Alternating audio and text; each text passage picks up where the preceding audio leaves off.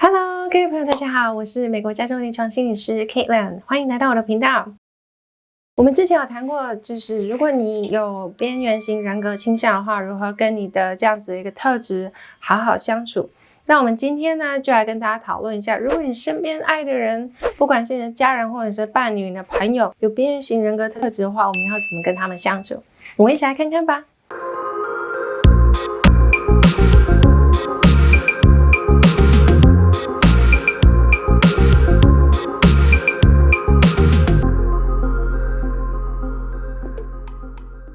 首先呢，一样跟大家提醒一下，我们这个频道是跟心理相关的，所以如果你对这样子的议题有兴趣的话，麻烦帮我们按下订阅，还有不要忘记了按下小铃铛，这样子我们有新的影片的时候，你就可以马上收到通知了。我们今天要跟大家讨论的就是呢，如果你身边所爱的人有 borderline personality disorder 的倾向的时候，你可以怎么做呢？我们发现呢，在前几次的影集里面，我相信你们大家都大概知道 borderline personality disorder 的人其实很容易会情绪起起伏伏，也很容易会暴怒。那甚至有时候呢，他明明就是很想要好好跟你在一起，但是呢，就会因为一时忍不住自己内心有太多负面的想法，所以他们会想把你推开，又或者是会说一些很伤人的话。但是其实他们又很怕你真的会离开他们，所以导致你会发现你们之间的关系常会有那种 push and pull， 他就把你推走又把你拉回来，把你推走又把你拉回来那样子的一个关系，让你觉得好像整天就是情绪这样起起伏伏，很像在坐云霄飞车。所以这就是 borderline personality disorder 相处的时候比较常见的一个状况。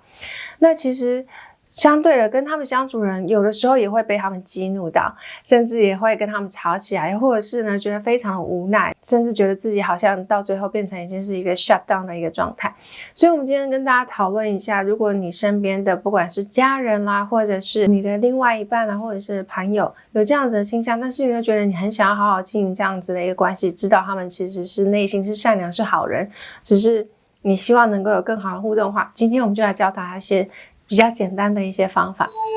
好，首先第一个呢，其实是 mood tracker。我们会有一个就是所谓的你的情绪的一个 log，daily log。那这种 daily log 呢，就是你可以去看你的早上、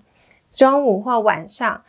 每一天什么时候发生了什么事情，会让这个人就是有 borderline personality trait 的人呢，感觉到心情不好或者是有情绪起伏的一个状态。那你可以记录下来发生了什么事情，那这样子的事情让我有什么样的感觉，然后导致我有什么样的情绪，然后我有什么样的反应。那我们可以甚至看一下是早上、下午、晚上，因为这样子我们越清楚的去记录我们的行为模式还有我们的情绪的起伏的时候，我们越能够清楚的知道这当中有没有一个模式，或者是有没有一个循环。所以呢 mood tracker 或 daily log 其实对我们来说是非常重要的。这样子的话呢，如果在有 borderline personality 他们自己本身有在做心理治疗，那其实也可以去跟他们治疗师一个一个去讨论这件事情发生的这件事情到底对我的影响是什么，为什么会有这样子的反应，然后我可以怎么样因应未来才不会有这么强烈的情绪起伏，又或者是这么激动的一个行为反应。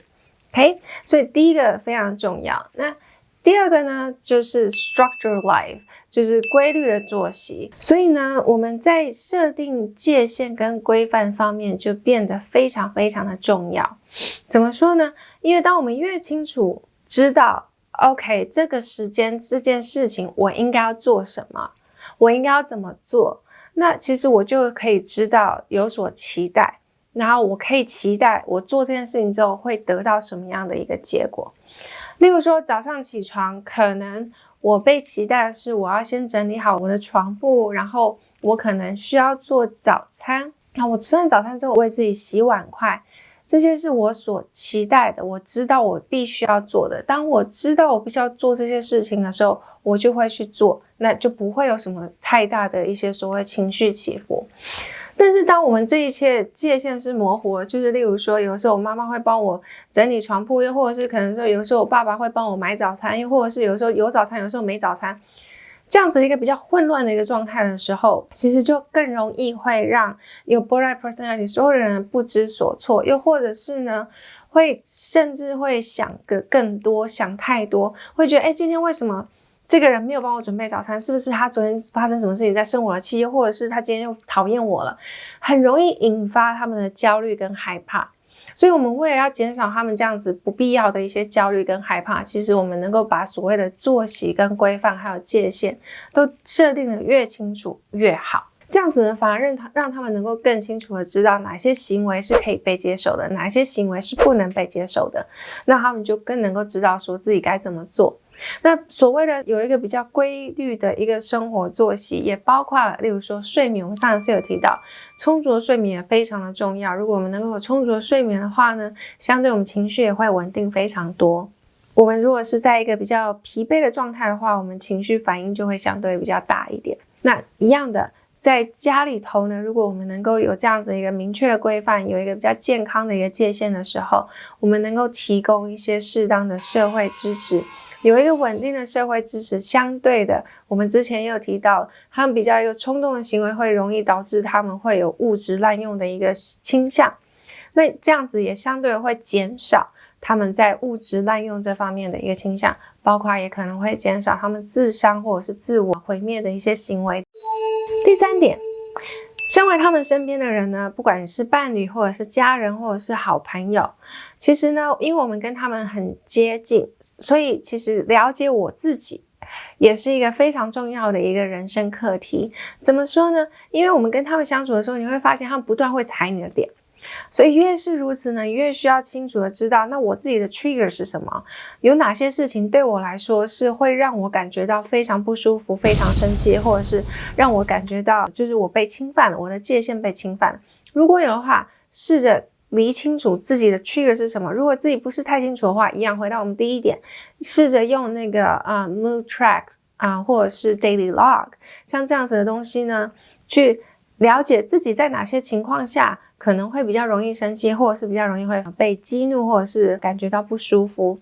去帮助自己更了解。那也适当的在这一段关系里头适时的去表达，甚至是画下界限，让对方知道说，当你在做这些事情的时候会让我不高兴，但是这不代表我讨厌你这个人，只是我希望你能够做哪一些事情 instead， 就是与其你这么做，我期待你可以做这样子的一个事情，或者是做这样子一个反应，会让我们相处更自在更舒服。那对于我们自己能够有这样子的一个了解的时候，我们就能够更自在的跟他们好好的相处。那另外呢，最后我想跟大家推荐几本书，如果有兴趣的人呢，可以去看，就是有没有这样子的书可以参考。因为我人在美国，所以我看的都是原文书，你们可以找一下就是这个书的书名还有作者，看能不能够找到有翻译的书。第一本呢，其实呢就是我觉得还蛮有名的，几乎很多人都会买的一本书，就是 I Hate You Don't Leave Me。 其实它就是讲得非常的清楚明白的去了解，就是borderline personality 的人呢，常常会让你觉得你很糟糕，我痛恨你，我觉得你就是非常讨人厌的一个人，但是他们内心又非常害怕你离开他，所以他们又会做一些事情把你拉回来。那这里头呢，其实有很多的例子，所以其实还蛮简单、非常清楚、好阅读的一本书，所以这是第一本想要推荐给大家的。那第二本呢，其实这本也还蛮畅销的，就是 Stop Walking on Eggshell。那其实这本呢，是它不算是心理师写的，但是它呢就是集合很多身边有 borderline personality 的人的经验去整合出来的一个自助的一本书。那里头呢就有写很多，例如说像哪一些例子啦，还有包括说你可以怎么样跟他们因应啦，我觉得还不错很适合给大家参考。那另外呢，我们还有几本书会列出来给大家看一下，就这几本我觉得也都还蛮适合大家来看一下。就是如果你对于身边有 borderline personality disorder 的人，或者是想要对自己有这样子的倾向，又想要对自己有更多的了解，或者是想要帮助你身边人更了解你怎么跟你相处的话，这几本书都是我还蛮推荐，我觉得还蛮值得阅读的。今天就先跟大家谈到这里，不知道你觉得这样子的资讯对你或身边有没有帮助呢？如果有的话，麻烦帮我按赞，还有留言，还有不要忘记分享出去哦。感谢你的收看，我们下次见。